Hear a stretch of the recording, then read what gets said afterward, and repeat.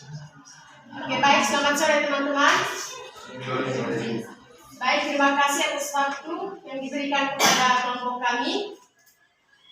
Pada kesempatan ini, kami akan mempresentasikan dari seorang filsuf yang bernama Karl Marx. Di sini kami akan mempresentasikan berkaitan dengan biografi dan juga pemikiran dari seorang filsuf ini, yaitu Karl Marx.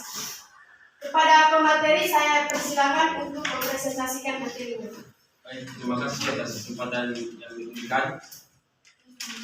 Pada waktu saya mulai. Yang pertama, A. Biografi Karl Marx. Karl Marx adalah merupakan seorang yang lahir dari keluarga progresif Yahudi. Ayahnya bernama Herschel, keturunan para rabi. Walaupun begitu, ayahnya cenderung dijadikan ateis yang sudah meninggalkan agama Yahudi. 1, 2, 3. Yang sudah meninggalkan agama Yahudi dan berubah ke agama resmi Rusia Protestan saluran Lutheran yang relatif liberal untuk dijadikan pengacara. Herschel pun menggantikan namanya dijadikan Heinrich. Saudara Herschel, Samuel, seperti juga leluhur yang merupakan rabi kepala Trey. Keluarga Marx amat liberal dan rumah Marx sering dikunjungi oleh cendekiawan dan artis masa-masa awal Karl Marx. Pendidikan Karl Marx. Marx menjalani sekolah di rumah hingga ia berumur 13 tahun. Setelah lulus dari Gymnasium Trier, Marx melanjutkan pendidikannya di Universitas Bonn, jurusan hukum pada tahun 1835. Marx tertarik untuk berusaha besar kesutraan dan filosofi, namun ayahnya tidak menyetujuinya karena ia tak percaya bahwa anaknya akan sukses memotivasi dirinya sendiri untuk mendapatkan gelar sarjana. Pada tahun berikutnya, ayahnya memaksa Karl Marx untuk pindah ke universitas yang lebih adul, yaitu Friedrich Wilhelms Universität di Berlin.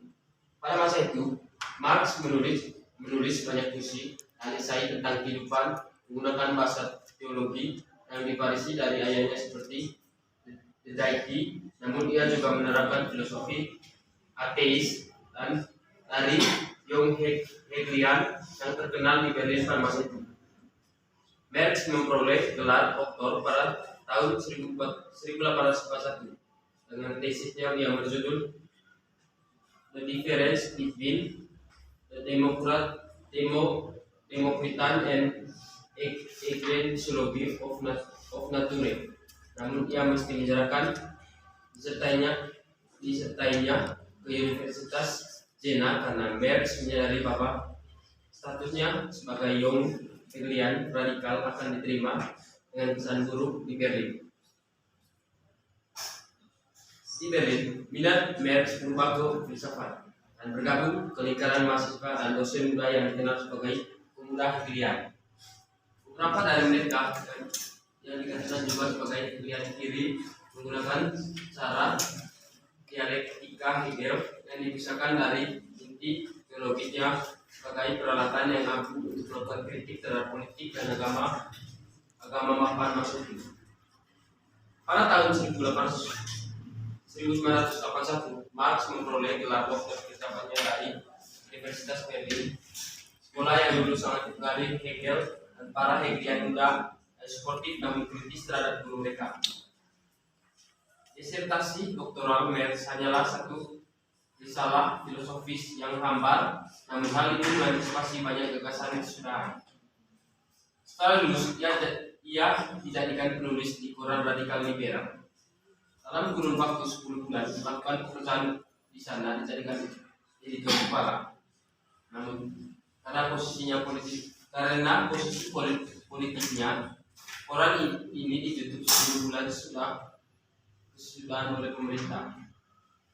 Esai-esai awal yang dipublikasikan pada waktu itu mulai merefleksikan sejumlah pandangan-pandangan yang akan mengarahkan Marx sepanjang hidupnya. Dengan lepas sama sekali, esai-esai tersebut menyebarkan prinsip-prinsip demokrasi, humanisme, dan idealisme muda. Menolak sifat di skala filsafat Hegelian, impian naif komunis utopis dan para aktivis yang menyerukan hal-hal yang dipandang sebagai sikap yang dibuat politik prematur. Ketika menolak aktivis tersebut, Marx menempatkan landasan karyanya. Marx terkenal dengan analisisnya dan di bidang sejarah yang dinyatakan di kalimat pembuka pada buku Komunis Manifesto tahun 1848. Sejarah dari berbagai penduduk hingga masa ini pada dasarnya merupakan sejarah tentang pertentangan kelas. Marx percaya bahwa kapitalisme yang aci akan digantikan dengan komunisme. Penduduk tanpa kelas setelah berapa periode sosialisme radikal yang menjadikan negara sebagai revolusi kediktatoran proletarik atau kaum paling bawah di negara Romawi.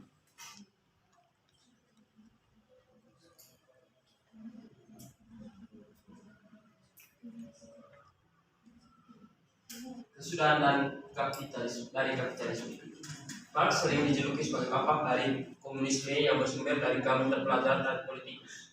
Ia memperkuatkan bahwa analisis tentang kapitalisme miliknya membuktikan bahwa kontradiksi dari kapitalisme akan berkesudahan dan memberikan lintasan untuk komunisme. Di lain tangan, Marx menuliskan bahwa kapitalisme akan berkesudahan karena sikap yang dibuat yang terorganisasi dari kelas kerja internasional. Komunisme untuk yang kita bukanlah hubungan yang diciptakan oleh negara, tapi merupakan cara ideal untuk dikondisikan negara pada masa ini. Hasil dari pergerakan ini, kita akan mengatur diri sendiri secara otomatis. Komunisme merupakan pergerakan yang akan menghilangkan kondisi yang aci pada masa ini, dan hasil dari pergerakan ini menciptakan hasil dari anggota-anggota yang terkait yang aci dari masa ini. Ideologi Jerman. Hubungan selang Marx dan Marxisme merupakan titik kontroversi. Marxisme tetap berpengaruh dan kontroversial dalam bidang akademik dan politik hingga masa ini.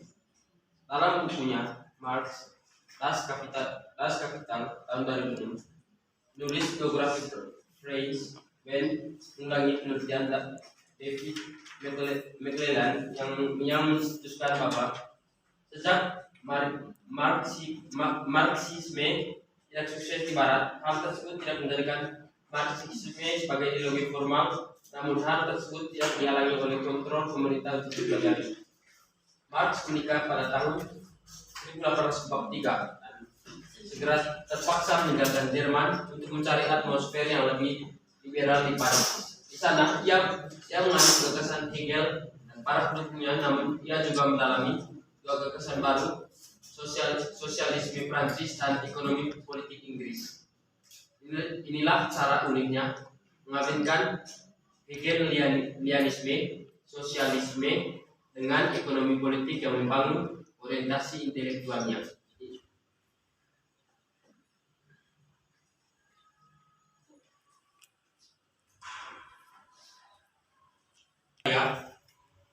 Karl Marx selama hidupnya.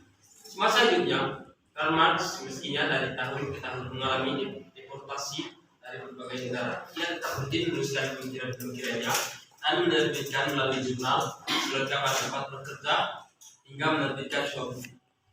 Tak jarang juga, Karl Marx berkarya bersama sahabatnya Friedrich Engels. Menurut studi Marxisme, berikut beberapa karya penting Karl Marx sendiri maupun karya yang dibuat bersama Engels.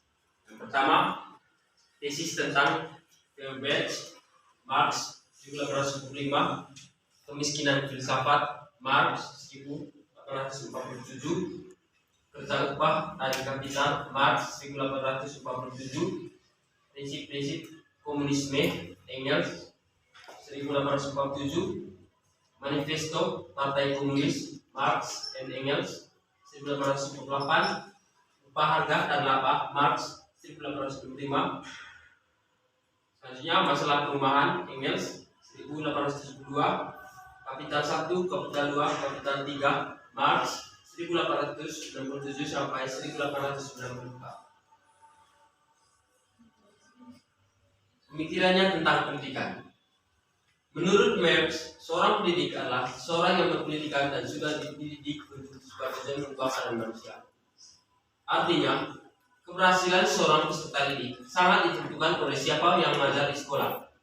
Marx mengkritik guru-guru dalam pola pendidikan kapitalis yang mempertahankan status melalui pengajaran mereka.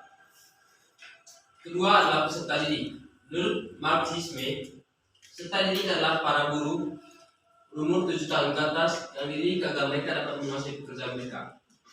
Dalam pandangan Marx, sistem pendidikan kapitalis keliru oleh karena pengajaran diberikan kepada peserta didik hanya untuk memenuhi kepentingan kaum borjuis.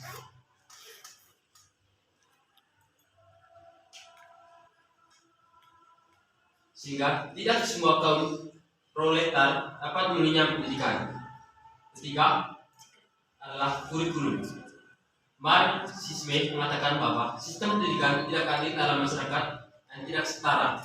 Salah satunya pengikut Marx, Louis Althusser, mengatakan bahwa dalam sistem pendidikan kapitalis menjadikan para guru sebagai agen kapitalis di dalam kelas mereka.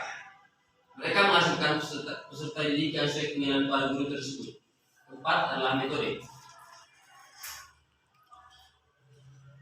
Paulo Freire, seorang Marxis dari Brasil, mengatakan bahwa pendidikan didasarkan pada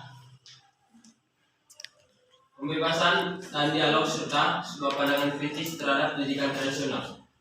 Ia memperkenalkan apa yang disebut banking compact, yaitu sebuah pendekatan di mana guru memiliki isi yang akan diajarkan dan menyerapnya.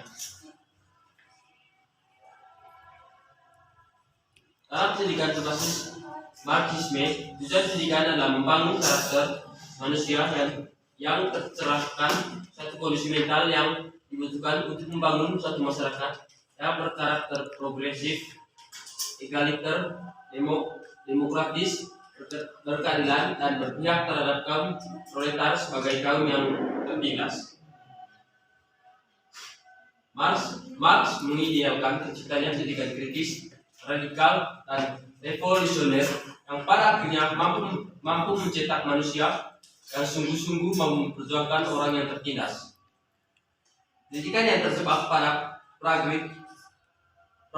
pragmatisme untuk kepentingan kapitalisme merupakan eksploitasi atau esensi terbentuknya lembaga pendidikan. Tujuan pendidikan Marxisme dapat dilihat pada konsep sejarah dan analisis kritis yang mengatakan bahwa masyarakat mestinya diubah dari kapitalis ke sosialis dan akhirnya komunis. Di beberapa negara yang berpaham Marxisme, Leninisme, tujuan pendidikan adalah untuk menumbuhkan kesadaran seorang untuk mencari sosialis dan membantu suatu masyarakat sosialis. Untuk mencapai tujuan maka pendidikan dilaksanakan. Yang ketiga, catatan kritis kelompok terhadap pemikirannya. Marxisme mengukuhkan bahwa tujuan pendidikan itu untuk membangun karakter, sehingga penerapannya sangat tergantung pada bagaimana seorang berinteraksi sosial. Itu saja. Terima kasih. Oke, baik, terima kasih kepada pemateri yang sudah memaparkan materinya. Pada kesempatan ini, saya memberikan kesempatan kepada teman-teman lain untuk bertanya. Baik. Oke, Pak. Kepada teman Edik, saya persilakan untuk mengajukan pertanyaan. Baik, terima kasih kepada moderator. Langsung saja, menurut pandangan Marx tadi bahwa pendidikan kapitalis itu ada kekeliruan. Nah, yang menjadi pertanyaan saya, kenapa sampai pendidikan kapitalis ini ada kekeliruan? Terima kasih. Baik, teman Edik, mungkin ada lagi teman yang mau bertanya. Baik, kami akan menjawab pertanyaan dari Kakak Edik. Kepada Kakak Fan, saya persilakan untuk menjawab pertanyaan. Baik, mengapa ada kekeliruan seperti yang ditanyakan oleh teman kita tadi, terlebih khusus tentang Marx dan Marxisme. Ia memiliki kekeliruan karena dia menetapkan serta memberi pengaruh dan kontroversial dalam bidang akademik dan politik hingga masa ini. Maksudnya di sini, dari dulu ia menginginkan bahwa suatu negara itu, seorang guru itu bukan berarti dia menginginkan siswanya untuk berlaku baik seperti apa yang dia inginkan. Tidak seperti sekarang yang kita alami, bahwa apa yang kita ingin ciptakan itu tergantung dari diri kita, bukan tergantung dari guru ataupun orang lain. Itu saja dari saya. Terima kasih. Oke, baik. Itu jawaban dari kelompok kami. Mungkin ada sanggahan dari penanya.